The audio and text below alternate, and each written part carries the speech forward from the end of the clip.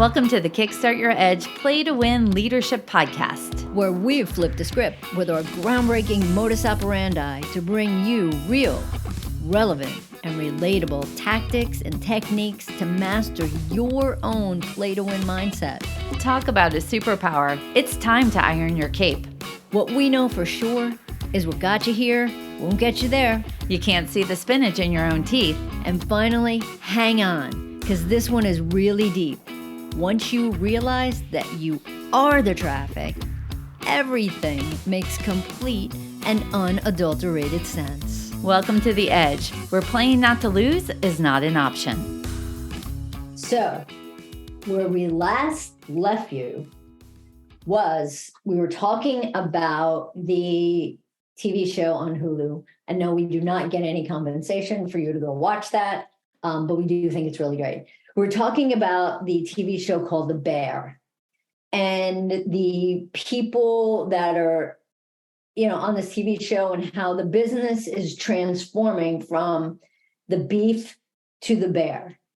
And the thing that jumped out for me as we started to end that podcast was Jen said something about, what it is that you sign up for. And it had me thinking that, okay, so when we were talking about the Guy Ritchie, and if you haven't listened to that episode, go back and listen to that, and then come back and listen to this. But we're talking about this Guy Ritchie and how all of the people are going through their own transformation as they transform from the beef to the bear. And if you think about it, all the people originally signed up to work at the beef. And the beef is very different than this new restaurant called the Bear. And it really had me thinking, Jen, the beef was a roll your sleeves up, everybody MFing each other all over the place, loud, crazy, just very, I don't know, like a real down to earth kind of deli / restaurant in Chicago. And that's what they all signed up for.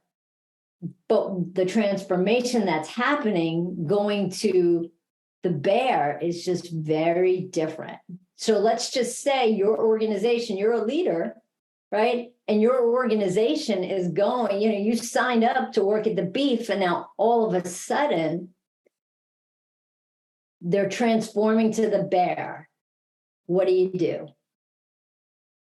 Yeah, I think it's interesting because what came to mind is the Bear, right? So the future destination, maybe you signed up for the beef and then your organization is shifting to the Bear. The Bear requires up-leveling in many ways, right? So it requires an up-level of the dishes that are served, the level of service that is provided, the atmosphere and the ambiance for which the restaurant, how it looks, timing, precision, passion, those kinds of things. And the truth is that sometimes people struggled with that up level. It might have been a lack of confidence. It could have been not buying into the vision. It could be that they feel they're being left behind. Maybe their voice doesn't matter. And this whole concept is really what Karen and I are relating with our work with teams. We see this again and again as organizations are changing for a whole bunch of different reasons. But the organization is changing. And then how do people reconcile, this isn't what we signed up for?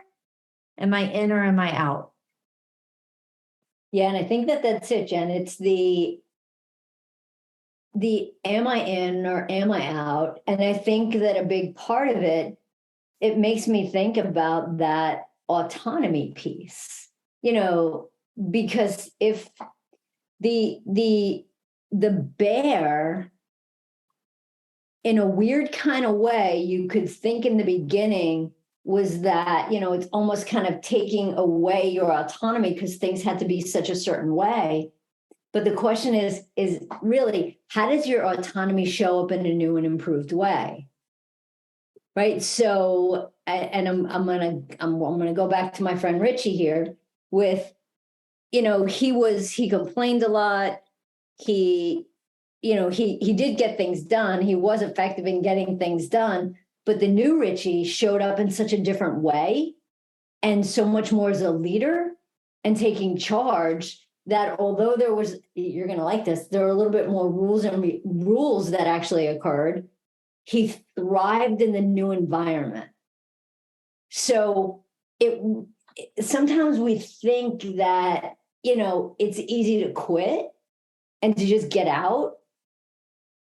But are you giving yourself the time to really understand what's actually happening and how you can still bring your autonomy, or how you want to show up to the bear?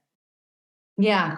It makes it a really self-reflection point that's necessary, right? Because instead of saying, this isn't what I signed up for, I can't believe we're doing this, I don't agree with this decision, this is terrible, they don't have it figured out, all of that, better statements need to be made, or questions to be asked. What is this change requiring me to embrace? What does this change require for me to let go of? What part of this do I need more buy-in to? What might be possible if this was wildly successful? Those are all the types of questions that when we're going through change, we get to decide, is this change something I want to go through? But just resisting the change, finding fault in the change, is not going to create a win-win situation at all. Yeah, no, not at all. And, it's funny though, Jen, it makes me think of a couple of things. Like, it's not that we're sitting here and saying, okay, when things like I firmly believe in that Seth Godin quote, smart people quit. And you quit if things don't work. But the thing is you can't quit when you're afraid, right? Quitting something or stopping something out of fear is not the right reason to quit. It's like you quit when something doesn't align with who you are anymore. You quit when something is just so far out of, when something changes so much, or when you outgrow it. And I think that sometimes like outgrowing things is a great reason to quit. You want to go on to bigger and better things. So I think that as we're talking about this, it's, again, we want you to do a little bit of self-reflection about what's really working, what's really not working. How are you showing up?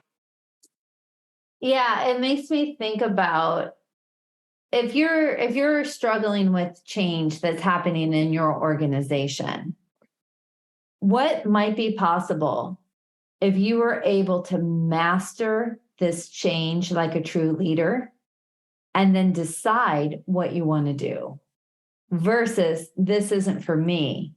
It's an interesting way to think about it, right? So as we go through the ebbs and flows of life, and some things are smooth and some things are tough, and etc., it's that, imagine if you really took the approach of, I'm going to find out who I am through this process. And as we said earlier, be open to the experience to see how I can actually evolve into the next person, the next best version of me. Like, wouldn't that be amazing?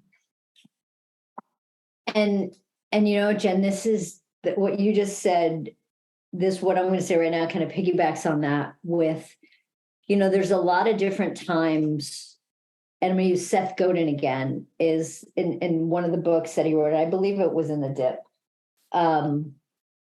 He talks about decision making, and I often will ask myself two questions when it's like, am I in, am I out? Do I want to do this, not want to do this? But the first question is does the pathway I'm choosing right now somehow meaningfully involve my best abilities and strengths for the greater good? And it's a simple yes or no answer. And the next question is, where am I wasting my time and energy where I could be making a significant impact and difference somewhere else? And Go ahead. And those two questions really truly help me make those decisions. So repeat that second question to me, Kara. Where am I wasting my time and energy where I could be making a significant impact and difference somewhere else? So I'm even going to challenge you, if you're in the middle of change and you're resistant to it, take out the words somewhere else of that question and start where you are. So Karen, I'm going to have you read the second question again with removing the somewhere else, so that this is the key changer. Yeah, game changer when we're in resistance of change. So the question is, where am I wasting my time and energy where I could be making a significant impact and difference? That's the key question. Because if you shift that, focusing on what's not working or what's wrong or how you got screwed, into where could I actually be making a difference in this direction, allows you to see what you're capable of. And it allows you to try to say, what if this was what I signed up for? And at some point, you still get to decide at the end of the day. Love it, Karen. And just as a side note, the first question, does the pathway I'm choosing right now somehow meaningfully involve my best abilities and strengths for the greater good? For me, if that answer is no, I'm out. Fair enough. Thanks for listening to the Kickstart Your Edge Play to Win Leadership Podcast. Craving more? Of course you are. Check out our website at kickstartyouredge.com, where we fire you up, fan the flames of your competitive edge culture, and ignite your tenacious pursuit of an all-out play to win mindset.